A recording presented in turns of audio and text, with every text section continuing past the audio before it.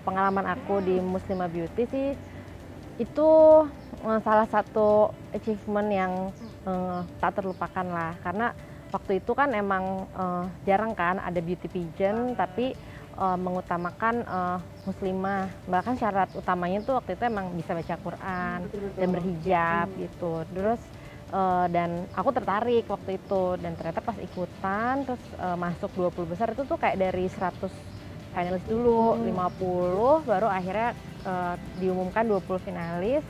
Kita karantina segala macem, dan surprising aku dapat masuk finalis 20 besar, terus bisa dapat the most innovative pula. Jadi sih seru banget sih waktu itu.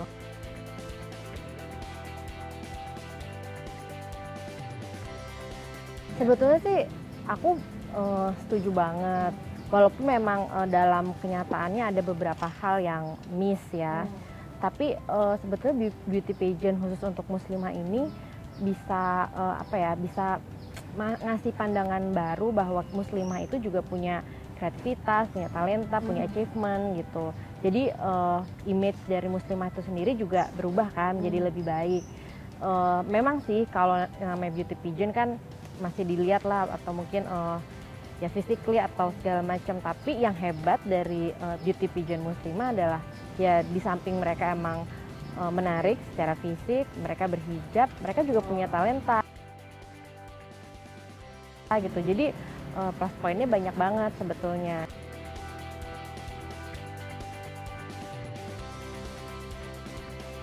Waktu itu kebetulan aku sih nggak ngerti ya, kita nggak dikasih tahu detail nih apa sih menangnya sebetulnya gara-gara apa, tapi sebetulnya banyak tuh talenta-talenta dari setiap finalis. Tapi yang aku lakuin waktu itu, memang aku kan waktu itu berawal dari blog.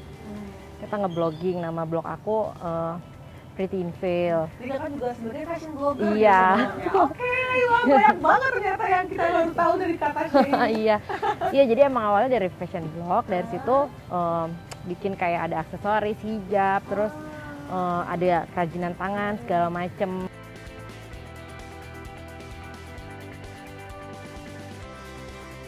Justru itu dari blog itu Muslimah Beauty langsung lanjut bikin buku tutorial jilbab, dan ya surprisingly juga itu jadi bestseller juga waktu itu di tahun 2013 sampai 2014.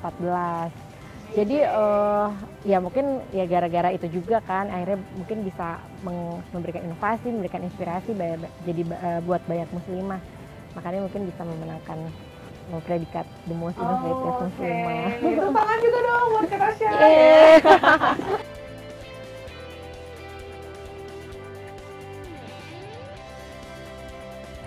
Kalau buat graphic house aku, backgroundku S1 emang graphic design. Terus aku lanjut di masterku ambil creative marketing. Jadi sebenarnya related kan. Jadi itu ya, jadi aku pengen ngegabungin nih gimana desain sama gimana how to sell the design kan. Karena kan mirisnya desainer di Indonesia kan emang kurang banyak dihargai ya. Kalau desainer ya sayang banget. Saya kalau kayak desain fashion gitu kan, alhamdulillah nih udah banyak, apalagi muslim kan udah banyak merebak banget. Tapi kalau desainer grafis itu belum banyak di-appreciate. Nah, jadi aku jadi tertantang gimana caranya nih seorang desain grafis muslimah bisa dianggap, bisa dihargai karyanya gitu, dan bisa dapat penghargaan ya value yang sebanding dengan apa yang dia desain. Nah, untuk itu aku tercetus lah Port of Tasya, graphic house itu. Namanya Port of Tasya. Sebenarnya sih itu singkatan dari Portfolio of Tasya. Jadi awal-awal sih nggak ada kepikiran mau bikin graphic house kayak gini. Jadi dulu kan ya aku ngumpulin portfolio kan, ya emang aku namain Portfolio of Tasya.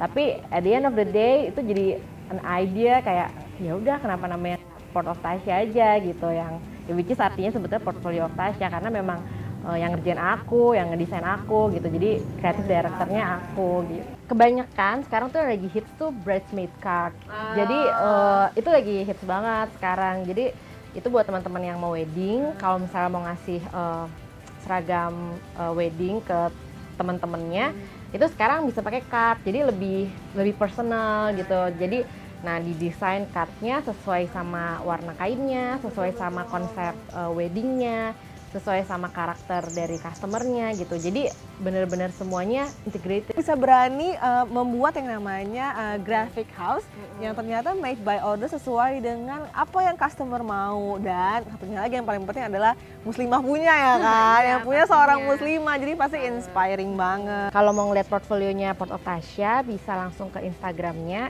@portoftasya. Oh gitu. Iya. Itu bisa langsung nanti di kontak oleh customer service-nya Iya, mungkin bisa. barangkali ya. Oke nih, Pemirsa Hijab Diaries. Terima kasih banyak loh Iya, Kak Tasya sama-sama, sekali Tata. lagi. Aku seneng banget kali ini ditemenin sama kakak yang ternyata nggak cuma memberikan inspirasi buat aku, tapi semoga juga bisa memberikan inspirasi buat pemirsa Hijab Diaries semua. Bahwa ternyata sebagai seorang muslimah kita juga bisa mewujudkan apapun impian kita, mulai dari hal yang kecil sampai nantinya menjadi hal yang besar. Oke, kalau gitu sekian dulu perbincangan Tata dan juga Kak Tasya Gunoto kali ini di Hijab Diaries. Semoga bermanfaat dan pastinya saksikan terus Hijab Diaries, sebuah tayangan yang berisi informasi yang informatif, inspiratif dan juga menarik untuk muslimah lifestyle di masa kini. Sampai ketemu di video selanjutnya. Sampai jumpa. Assalamualaikum warahmatullahi wabarakatuh.